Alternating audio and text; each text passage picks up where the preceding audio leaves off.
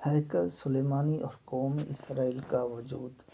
ہیکل سلیمانی در حقیقت ایک مسجد یا عبادت گاہ تھی جو حضرت سلیمان علیہ السلام نے اللہ کے حکم سے جنات سے تعمیر کروائی تھی تاکہ لوگ اس کی طرف منہ کر کے یا اس کے اندر عبادت کریں۔ ہیکل سلیمانی کی تعمیر سے پہلے یہودیوں کے ہاں کسی بھی باقاعدہ ہیکل کا نہ کوئی وجود اور نہ اس کا کوئی تصور تھا۔ اس قوم کے بدوؤں والی خانہ بدوش زندگی تھی۔ ان کا ہیکل یا معبد ایک خیمہ تھا۔ اس خیمے میں تابوت سکینہ رکھا ہوتا تھا جس کی جانب یہ رخ کر کے عبادت کیا کرتے تھے۔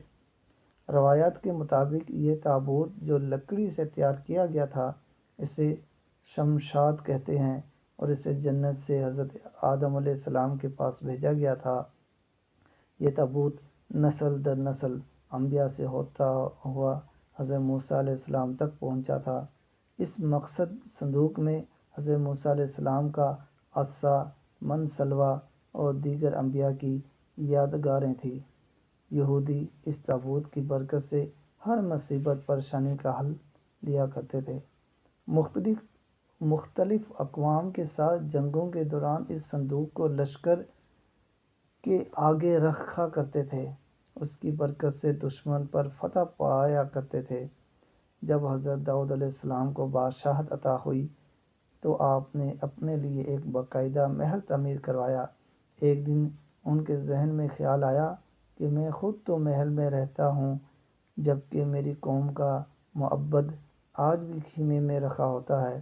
یہ بابل کی روایت ہے جسے بابل میں ہے۔ بادشاہ نے کہا، میں تو دیواروں کی شاندار لکڑی سے بنے ہوئے ایک محل میں رہتا ہوں مگر خداوند کا تابوت ایک خیمے میں پڑا ہوا ہے۔ چنانچہ آپ نے ہیکل کی تعمیر کا ارادہ کیا اور اس کے لیے ایک جگہ کا تعین کیا گیا۔ ماہرین نے آپ کو مشورہ دیا کہ اس ہیکل کی تعمیر آپ کے دور میں ناممکن ہے، آپ اس کا ذمہ اپنے بیٹے حضرت سلیمان علیہ السلام کو دے دیجیے۔ چنانچہ حضرت سلیمان علیہ السلام نے 970 قبل مسیح 930 قبل مسیح میں اپنے دور حکومت کے چوتھے سال میں اس کی تعمیر کا باقاعدہ آغاز کیا گیا۔ آج اس کی بناوٹ اور مضبوطی سے اندازہ کیا جا سکتا ہے کہ یہ تعمیر انسانوں کے بس کی بات نہیں تھی۔ اتنی بھاری اور بڑی پتھروں کو ان جنات کی قوت سے چنا گیا تھا جس پہ حضرت سلیمان علیہ السلام کی حکومت تھی۔ ہیکل کی پہلی تعمیر کے دوران ہی حضرت سلیمان علیہ السلام اس دنیا سے رخصت ہو گئے لیکن جنات کو پتہ نہ چل سکا اور انہوں نے ہیکل کی تعمیر مکمل کر دی۔ یہ واقعہ آپ نے پہلے بھی پڑھا ہوگا کہ حضرت سلیمان علیہ السلام کی روح اللہ نے دوران عبادت میں قبض کر لی لیکن اس کی ترکیب اس طرح بنی کہ آپ ایک لکڑی پہ سر اور کمر رکھ کر عبادت میں مصروف ہو گئے اور اس لکڑی کے سہارے سے یوں لگتا تھا کہ آپ اب بھی عبادت ہی کر رہے ہیں جبکہ آپ کا انتقال ہو چکا تھا۔ بہرحال یہ ہیکل معبد یا مسجد بہت عالی شان اور وسیع و عریض تعمیر کی گئی تھی۔ حضرت سلیمان علیہ السلام کی وفات کے بعد اس میں 3 حصے کر دیے گئے تھے۔ بیرونی حصے میں عام لوگ عبادت کیا کرتے، اس سے اگلے حصے میں علماء جو کہ انبیاء کی اولاد میں سے ہوتے اس کی عبادت کی جگہ تھی۔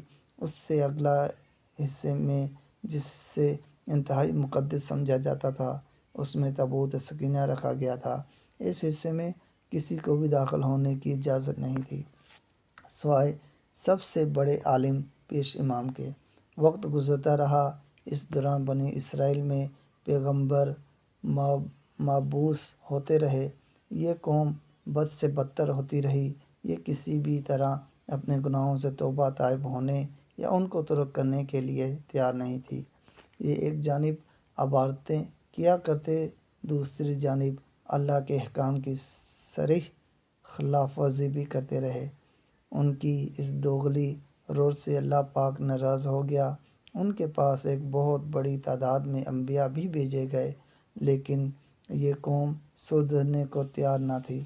حتیٰ کہ ان کی شکلیں تبدیل کر کے بندر اور سور تک بنا دی گئی، لیکن یہ گناہوں سے باز نہ آئے۔